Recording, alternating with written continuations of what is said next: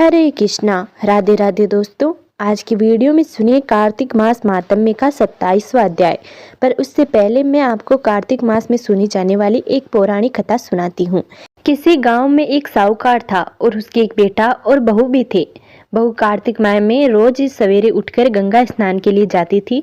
सुबह जल्दी जाते समय वह किसी भी पराये पुरुष का मुख तक नहीं देखती थी। एक राजा का बेटा भी सुबह सवेरे गंगा स्नान के लिए जाता था। मैं हैरान होता था कि मैं इतनी जल्दी उठता हूँ स्नान के लिए, लेकिन कोई है जो मुझसे भी जल्दी उठकर नहा लेता है। कार्तिक माह के 5 ही दिन बचे थे कि एक दिन साहूकार की बहू तो स्नान करके वापस जा रही थी और उस समय राजा का बेटा स्नान के लिए आ रहा था।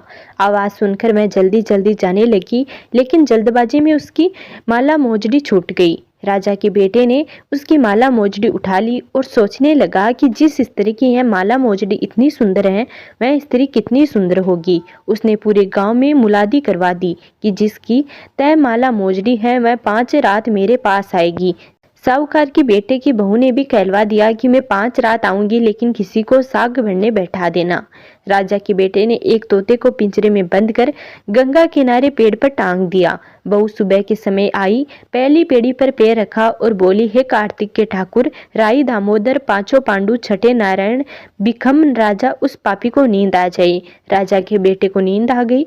बहू नहा धोकर चलने लगी तो तोते से बोली, सुआ सुआ, तेरे गल डालूंगी हीरा, मेरी सांख भरियो वीरा। सुआ बोला कि कोई वीर भी सांख भरता है क्या?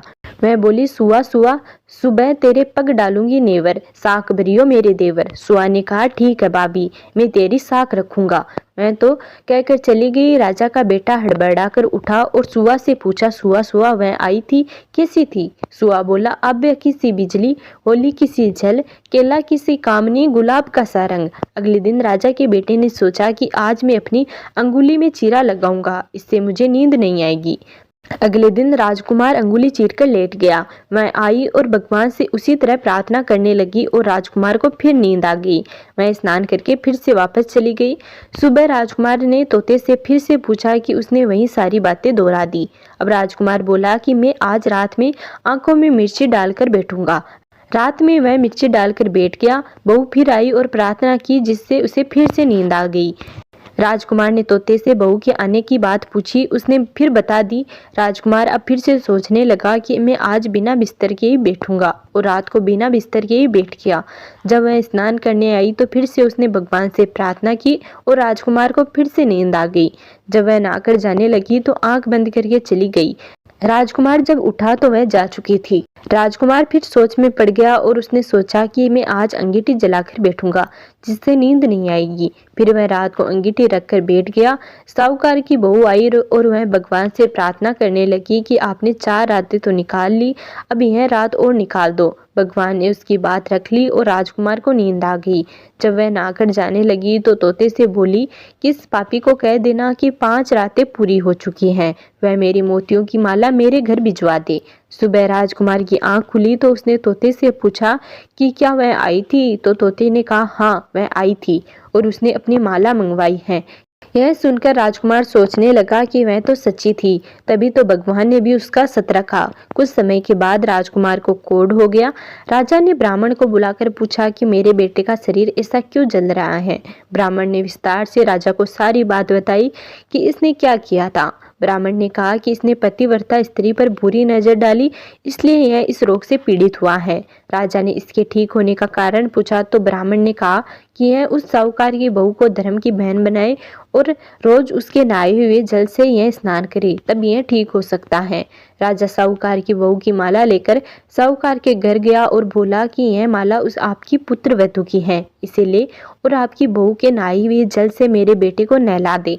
साहूकार बोला कि वह तो किसी पराये पुरुष का मुंह तक नहीं देखती है, आप इसे इस नाली पर बिठा दीजिए। जब वह ऊपर नहाएगी तब नीचे इस नाली में पानी से आपका पुत्र नहा लेगा। राजकुमार ने ऐसा ही किया और कुछ समय के बाद उसका शरीर चंदन सा हो गया। हे पंचभिक्षु देवता, जैसे आपने साहूकार की पुत्र वधू का सत रखा, वैसा ही सभी का रखना। तो ये थी कार्तिक मास में सुनी जाने वाली एक पौराणिक कथा। अब सुनिए कार्तिक मास महात्म्य का आज का अध्याय। प्रादर्शों ने कहा, एक दिन की बात है, विष्णुदास ने नित्य कर्म करने के पश्चात भोजन तैयार किया, किंतु कोई छिपकर उसे चुरा ले गया। विष्णुदास ने देखा कि भोजन नहीं है, परंतु उन्होंने दोबारा भोजन नहीं बनाया, क्योंकि ऐसा करने पर सायंकाल की पूजा के लिए उन्हें अवकाश नहीं मिलता। अतः प्रतिदिन के नियम का भंग हो जाने का भय था। दूसरे दिन पुनः उसी समय पर भोजन बनाकर वे ज्यों ही भगवान विष्णु को भोग अर्पण करने के लिए गए, त्यों ही किसी ने आकर उनका फिर से सारा भोजन हड़प लिया। इस प्रकार 7 दिनों तक लगातार कोई उनका भोजन चुरा कर ले जाता रहा। इससे विष्णुदास को बड़ा विस्मय हुआ। वे मन ही मन इस प्रकार विचार करने लगे, अहो कोई प्रतिदिन आकर मेरी रसोई चुरा ले जाता है। यदि दोबारा रसोई बनाकर भोजन करता हूँ तो सायंकाल की पूजा छूट जाती है। यदि रसोई बनाकर तुरंत ही भोजन कर लेना उचित हो तो इससे यह न होगा, क्योंकि भगवान विष्णु को सब कुछ अर्पण किए बिना कोई भी वैष्णव भोजन नहीं करता। आज उपवास करते मुझे 7 दिन हो गए। इस प्रकार मैं व्रत में कब तक स्थिर रह सकता हूँ। अच्छा, आज मैं रसोई की भली भांति रक्षा करूंगा। ऐसा निश्चय करके भोजन बनाने के पश्चात वे वहीं कहीं छिपकर खड़े हो गए। इतने में ही उन्हें एक चांडाल दिखाई दिया, जो रसोई का अन्न हर कर जाने के लिए तैयार खड़ा था। भूख के मारे उसका सारा शरीर दुर्बल हो गया था। मुख पर दीनता छा रही थी। शरीर में हाड़ और चाम के सिवा कुछ भी शेष नहीं बचा था। उसे देखकर श्रेष्ठ ब्राह्मण विष्णुदास का हृदय करुणा से भराया। उन्होंने भोजन चुराने वाले चांडाल की ओर देखकर कहा, भैया जरा ठहरो ठहरो, क्यों रूखा सूखा खाते हो, यह घी तो ले लो। इस प्रकार कहते हुए विप्रवर विष्णुदास को आते देख वज्र चांडाल भय के मारे बड़े वेग से भागा और कुछ ही दूरी पर मूर्छित होकर गिर पड़ा। चांडाल को भयभीत और मूर्छित देखकर द्विज श्रेष्ठ विष्णुदास बड़े वेग से उसके समीप आए और दयावश अपने वस्त्र के छोर से उसको हवा करने लगे। तदंतर जब वह उठकर खड़ा हुआ तब विष्णुदास ने देखा वहां चांडाल नहीं है, बल्कि साक्षात नारायण ही शंख चक्र और गदा धारण किए सामने उपस्थित है। अपने प्रभु को प्रत्यक्ष देखकर विष्णुदास सात्विक भावों से वशीभूत हो गए। वे स्तुति और नमस्कार करने में भी समर्थ न हो सके। तब भगवान ने सात्विक व्रत का पालन करने वाले अपने भक्त विष्णुदास को छाती से लगा लिया और उन्हें अपने जैसा रूप देकर वैकुंठ धाम को चले गए। उस समय यज्ञ में दीक्षित हुए राजा चोल ने देखा विष्णुदास एक श्रेष्ठ विमान पर बैठकर भगवान विष्णु के समीप जा रहे हैं। विष्णुदास को वैकुंठ धाम जाते देखकर राजा ने शीघ्र ही अपने गुरु महर्षि मुंगल को बुलाया और इस प्रकार कहना आरंभ किया, जिसके साथ स्पर्धा करके मैंने यह यज्ञ दान आदि कर्म अनुष्ठान किया है, वह ब्राह्मण आज भगवान विष्णु का रूप धारण करके मुझसे पहले ही वैकुंठ धाम को जा रहा है। मैंने इस वैष्णव धाम में भली भांति दीक्षित होकर अग्नि में हवन किया और दान आदि के द्वारा ब्राह्मणों का मनोरथ पूर्ण किया। तथापि अभी तक भगवान विष्णु मुझ पर प्रसन्न नहीं हुए और इस विष्णुदास को केवल भक्ति के ही कारण श्रीहरि ने प्रत्यक्ष दर्शन दिए हैं।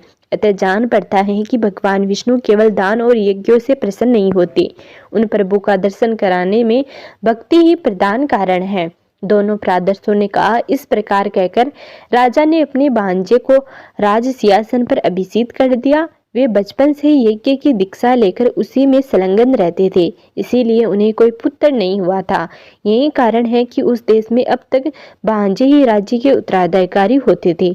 भांजे को राज्य देकर राजा यज्ञशाला में गए और यज्ञ कुंड के सामने खड़े होकर भगवान विष्णु को संबोधित करते हुए 3 बार उस स्वर से निमाकित वचन बोले, भगवान विष्णु आप मुझे मन, वाणी, शरीर और क्रिया द्वारा होने वाली अविचल भक्ति प्रदान कीजिए। इस प्रकार कहकर वे सबके देखते ही देखते अग्निकुंड में कूद पड़े।